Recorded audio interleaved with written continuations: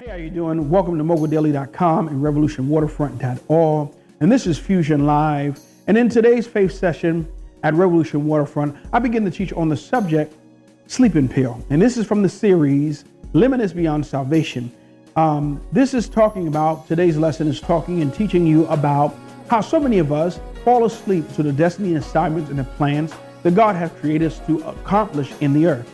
Because of life challenges, because of situations, maybe in home, childhood, family, had a baby before your time, or whatever the case may be, I teach you how to awaken. Jesus had a friend in the Bible named Lazarus, and he was dead before his time, or as Jesus said, sleep. And he was stinking in the grave, Lazarus, and Jesus resurrected him by speaking the word, "Come alive, come forth, Lazarus." And everything in him that was dead, that was corroded, began to come back together, and he began to come alive. And in this lesson, I'm teaching you how to be resurrected like Lazarus. The key to the story is, though Lazarus was resurrected, he had to take the grave clothes off of his self. And many of us are walking around resurrected, but with grave clothes on. Bad way of thinking. Our mental equity is poor. And we need to take the grave clothes off and really be awakened to our purpose and destinies and really accomplish the assignment of God. This is for those that are stuck in religion, stuck between bad jobs and situations where you feel like you want to move forward, but you're just giving in. You have given in.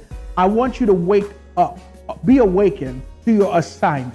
Let's get into the message, and I'll be back with some more announcements at the end of the message. This is Sleeping Pill by T.R. Burns, a Fusion Session Live at Revolution Waterfront Church. Enjoy. I'll be teaching today on the sleeping pill. And that's my subject for today in a series of Limitless Beyond Salvation. I really want us to really understand really how to catapult ourselves into the new year properly. And first thing, that requires us to make a proper assessment of where we are at in our lives. Many times we make resolutions and they're never resolved. And so we don't want to be people of resolutions that are never resolved and say things that we will never do and try to accomplish things that we cannot do because we have not prepared properly to be able to do them. Right? And so it is important that we understand if we are awake to destiny and assignment, or we are asleep to destiny and assignment, okay? So in the book of John 11, the book of John 11 and 11, we're going to, when you're there, have that scripture, you can say you have it. He said these things and then added, "Old friend Lazarus is at rest and sleeping, but I am going there that I may awaken him out of his sleep." The disciples answered, "Lord, if he is sleeping, how will recover?" However, Jesus had spoken of his death, but that thought that he referred to failing into a refreshing and natural sleep. And so then Jesus told them plainly, Lazarus is not dead. Lazarus is dead. And for your sake, I am glad that I was not there. It will help you to believe, to trust, and to rely on me. However, let us go to him. Right? All right. Amen. All right. So we understand that destiny is very important. Destiny on assignments.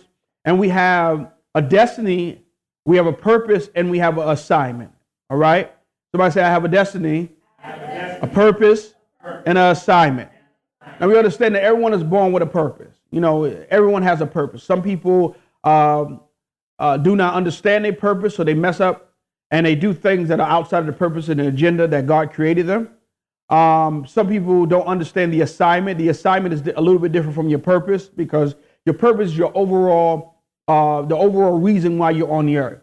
But assignments are parts of the reasons of purpose, or parts of the corporate purpose. So you may be in a certain type of career for a certain time, and that may be assignment to segue you into more of a deeper understanding of your purpose. It may not be something that you're going to do forever, but it's something that you will do for now. So we have to understand that, right? And so when we understand also our destiny, These are predetermined times, the predetermined events that you must encounter in your life in order for you to achieve your maximum level of purpose. And so I have a destiny. There's a predestined time, a predestined event. There's predestined relationships that I must encounter. And with that, I understand these things unlock my ultimate purpose in life. But a lot of times we don't understand how the three work together.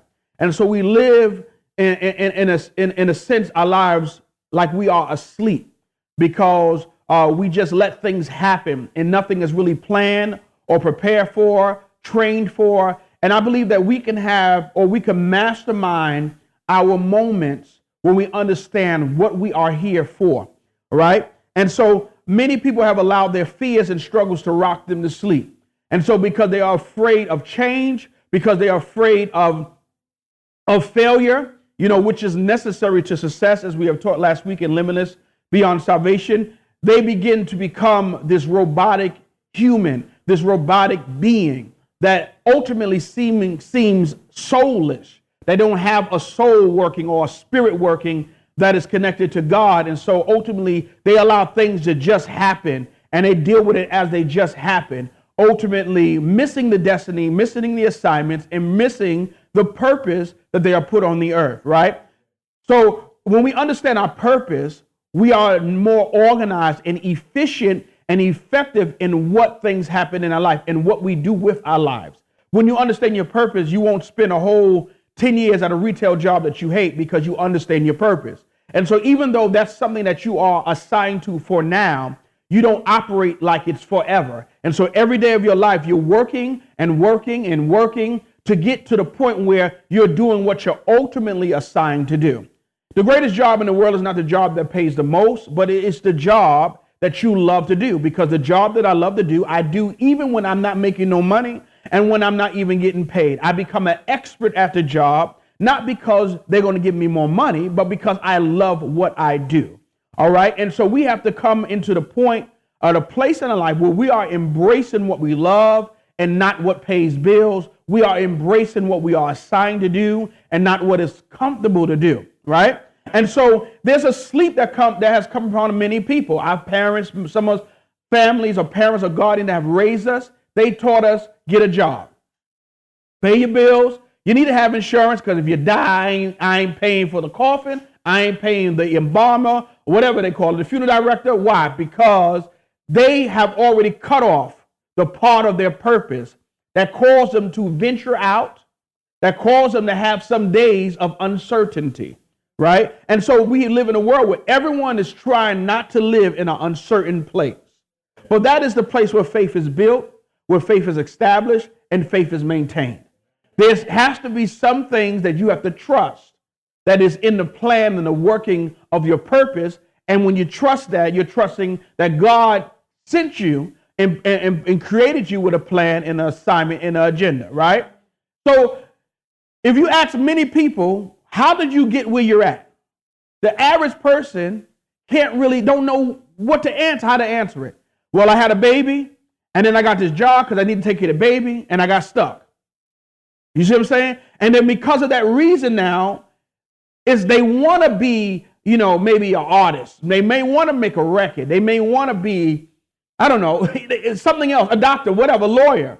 But they got stuck at a life event that they didn't plan for, but instead of adjusting and allowing that not to get you stuck, but allowing it to train you how to get unstuck, they got stuck there. And 10 years later, they're still doing the same thing, hoping and wishing, and then some are not even hoping anymore. All right, so we have to understand that in Genesis 1:26, if you would go there real quick, and we're going to kind of bring this into our understanding because we want to awaken, right? If we're asleep and if we're half awoke, we want to be fully awoke to our purpose, right? Now, you know how you become rich and wealthy? People say, well, play the lotto. No. Or make a good invention. That may be a part of it. But wealth does not come until understanding of your assignment comes, right? Thomas Edison understood his assignment as an inventor. And he started that without any backing, ultimately creating something that everyone needs and uses today. And why? Because he felt it in his heart. He felt a conviction that this is something that I have to do and that I have to create. Everybody understand that, right? And so a lot of times we're listening to bills. We're listening to events and life events. We're listening to relationship challenges. We're listening to how many kids we have, but we're not listening to the heartbeat of our assignment, right? It is a thing that you wake up in the morning, you think about, and you go to sleep thinking about it, and you dream about it.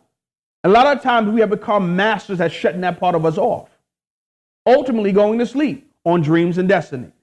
So while the world right now and many churches right now are teaching people how to lie, telling people that if you just think real hard about Jesus, it's going to be all right. It ain't going to be all right. You have to participate. If you broke it, you got to participate in the repair. If your life is in a ditch, you have to participate in getting it out. Everybody understand it, right? We had a nice Lexus, right? And I had just brought it. And we was in Allentown, Pennsylvania. And they had a snowstorm out there.